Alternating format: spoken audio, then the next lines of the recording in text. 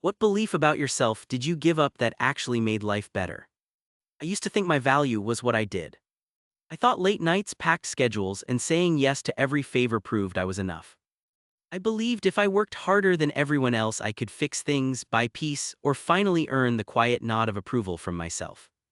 It sounded noble. It was mostly fear. For years, I showed up to work like I could hold two lives at once. I was the reliable one. I was the friend who never canceled. I was the sibling who always had time for a phone call, even if it was only 5 minutes between meetings. I ate at my desk. I said no to rest. I kept telling myself that at the end of the sprint there would be meaning and relief. Then my body stopped agreeing with the plan.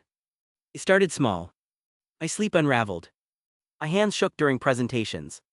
I snapped at someone I loved over nothing, and I felt the shame like a physical thing on my chest. One morning I woke up and the world was too loud. I couldn't focus on the coffee cup. The noise in my head wouldn't stop. I drove to work and had a panic attack in the parking lot. I sat in the car and felt my ribs tighten like a fist. I took a day off and told myself it was a blip. The next month it happened again. This time I couldn't move. I canceled meetings and then I canceled on people who mattered. My boss called about my performance. My friend asked why I'd stopped showing up. My mother left a voicemail that I didn't listen to for a week. I was both terrified and exhausted. The person who had prided himself on holding everything together was unraveling because he had never learned how to hold one thing gently. Losing the job was not dramatic. There was no big hand slamming down. It was a polite email and a conversation that felt like folding. I cried in the shower and then I cried in the grocery store aisle. People I had supported for years asked how I was and I fumbled for an answer. I thought the loss would be the worst thing, but the worst thing was how little I had left for myself when I finally stopped moving. For a while I thought the solution was to hustle back harder. I tried to patch the hole with busyness. It didn't stick. Then I started saying small no's. I went to a therapist. I learned that rest is not a reward, it is a practice. I learned to ask for help and to accept it when it came. I realized that the constant doing had been a shield against looking at what scared me, that I was afraid of being ordinary, of being seen for who I actually was. The change didn't happen in a day. It happened in tiny shifts.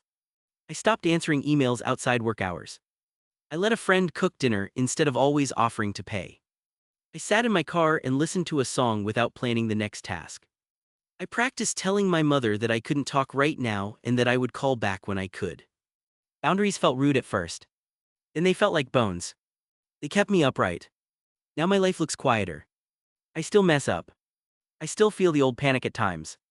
But I have learned to catch it sooner. I rest without guilt most days. I say no and mean it.